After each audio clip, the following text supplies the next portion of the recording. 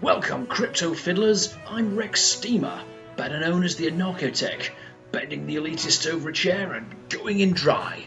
Ooh, they don't like it up on Captain Mannering. As the Bitcoin hard fork debate continues to confuse absolutely everybody, there's just 2 weeks left to go before splitting into 249 different virtual currencies, each of which are going to be named after devastating hurricanes. Banking cartel Morgan Stanley says only homeless people are buying bitcoins and not to bother with them. And moon-faced Tory cotwomble Michael Gove confirms that he was once one of R. Kelly's cult slaves and that deep down he knew he deserved to be punished. More on that as the story gets rewritten by the mainstream media. And Donald Trump refuses to visit Britain until he gets to ride down Pall Mall in a horse-drawn carriage as people line up and commit the Japanese suicide art of Harry Carey. This is the AnarcoTech news, spanking the botties of the greedy little twins called banks and government.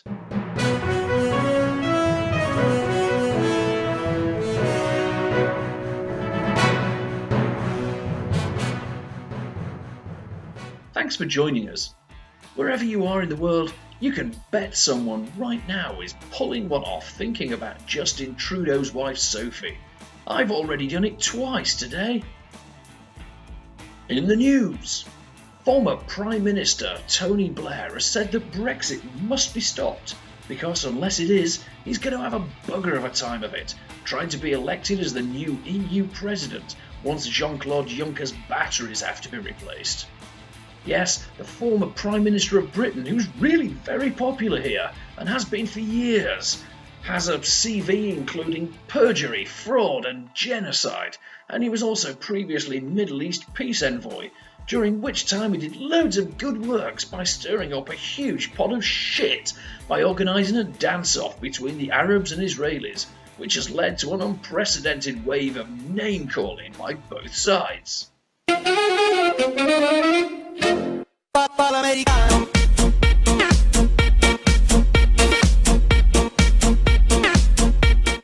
Tony, we hear you, unfortunately, and we'd like to remind you that the only place in Europe we'd like to see you is in a little room in The Hague with Radovan Karadzic oiling himself up in the room next door. Cryptocurrency news now, and as the survivors of the July Bear Parade pick themselves up and wipe the mucus from their smoking jackets, the question on everyone's lips is, have we come to the end for virtual currencies? No. If you were dumb enough to sell your holdings for less than you paid for them, then you probably deserve the spanking you got. Our advice, just hold on tighter than a duck's ring piece, and everything will be just peachy fine. In other news, Theresa May runs out of a double period of RE after head girl Arlene Foster of the DUP leads a chorus of "You believe in dinosaurs." The British Prime Minister, who garnered a combined total of 9 votes in the recent UK election, is reported to have told her cabinet colleagues, "It's either me or Lord Buckethead." While with sensible policies such as the nationalisation of high-maintenance ex-girlfriend pop squawker Adele, the legalisation of hunting for fox hunters, and the blasting of misbehaving children into outer space, the strong but not so stable leadership of this intergalactic space lord could well be exactly what Britain needs in its forthcoming Brexit negotiations with the EU attack bastards. Yes, Brexit continues to consume all the pie in the news, with lead negotiator David Davis being described by another globalist psychopath, Dominic Cummings, as thick as Errol Flynn's ramrod. It's clearly not been the best of times for our Theresa, has it? To paraphrase the famous 20th century philosopher Baldric, this is all part of a cunning plan. Everyone knows we plucky Brits love an underdog, and currently Theresa is such an underdog there's a better chance of the Sower murderer Ian Huntley winning the next election. What she needs to do next is have an appearance on Strictly Come Dancing, where a light-hearted tete-a-tete with vampiric Operation U-Tree sweepstake candidate Bruce Forsyth will catapult her back into the public limelight faster than one of Donald Trump's handshakes. She'll reinvent herself as something quite different, maybe stable, but strong. Will run campaigns where she spins in fields of corn, hypnotizing you with her graceful dancing as the entire population eats up another handful of bread and circuses that's been going on for centuries. That's right, it's all part of the plan, folks, and it's been happening since the Roman times, which, according to Arlene Foster, happened around 50 years ago, whilst on a march through a predominantly Catholic area. Yes, this whole facade is there purely to set the scene for the fact that Brexit will never happen. The EU superstate will never allow the British to leave because, well, let's face it, Goldman Sachs don't want to have to up sticks and get a new office in Paris. It stinks by that river. Think any of this is something other than a complete bit of theatre designed by globalist cartels to brainwash you into thinking you actually have any power and are anything other than a slave who's been told he's got to pay for his own board and lodgings?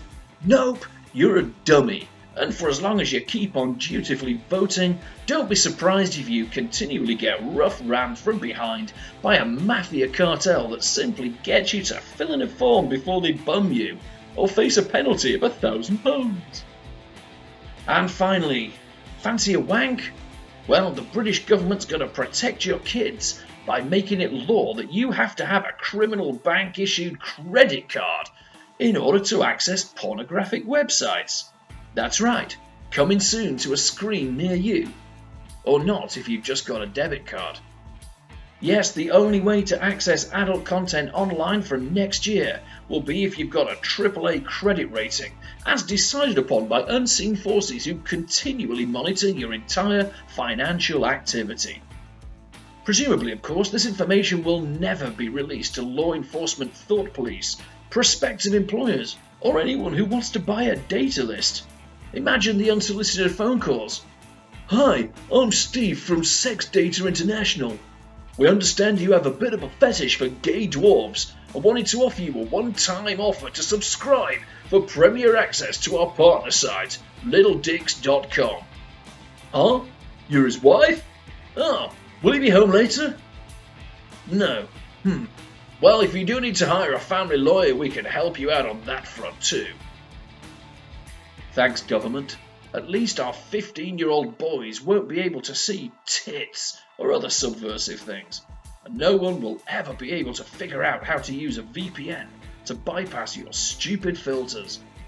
I even hear that Dan Larimer is considering setting up a blockchain which will house every single back issue of Playboy, Hustler, and some really mucky grumble mags on a blockchain with its very own cryptocurrency called Tosscoin. Something to look forward to.